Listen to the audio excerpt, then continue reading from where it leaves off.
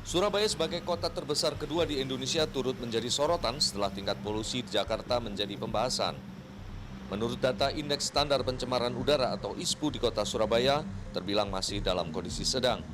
Dalam 2 minggu terakhir pada tanggal 1 hingga 14 Agustus 2023, nilai kualitas udara di kota Pahlawan mencapai 60, sedangkan kualitas udara tidak sehat berada di angka 101 hingga 199. Tingkat polusi udara di Surabaya paling besar didominasi oleh kendaraan bermotor. Berdasarkan data dari Badan Pusat Statistik Provinsi Jawa Timur, pada 2018 hingga 2020, tercatat ada 2.958 kendaraan bermotor di Surabaya. Jumlah kendaraan banyak didominasi oleh kendaraan roda 2 dengan jumlah 2.342.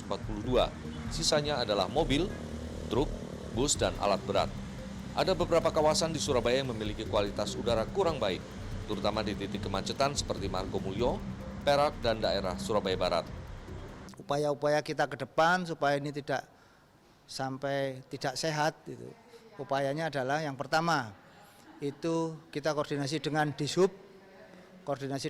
untuk sering uji emisi. Kenapa? Karena uji emisi, karena polutan udara yang paling besar adalah sumbernya dari kendaraan bermotor, dari industri, yang kedua dan sebagainya.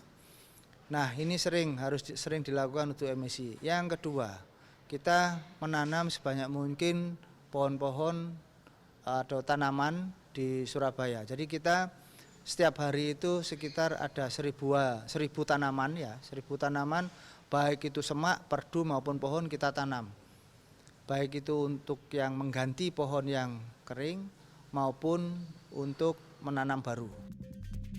Hingga saat ini ruang terbuka hijau di Surabaya mencapai 22% dengan luasan 7.358 hektar. Artinya ruang hijau terbuka di kota Surabaya telah melampaui aturan batas minimal pemerintah pusat sebanyak 20% sesuai dengan Undang-Undang Nomor 26 Tahun 2007 tentang penataan ruang. Menurut ahli lingkungan Institut Teknologi 10 November Surabaya, Edi Setiadi, pemerintah seharusnya tidak hanya memperhatikan pencemaran udara melalui kendaraan bermotor saja, tetapi pencemaran udara melalui kebiasaan mengelola sampah yang buruk, seperti membakar sampah. Tetapi itu justru dari bakar-bakar itu, mungkin di Surabaya terkait dengan sanksi itu sudah bagus ya.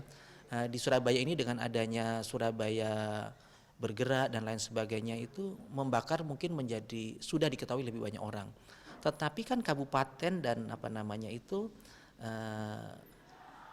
kota ya, daerah-daerah lain, kabupaten yang di sekitar kita tuh, pemerintah daerah tingkat 2 itu belum tentu mereka mempunyai kebijakan yang sama.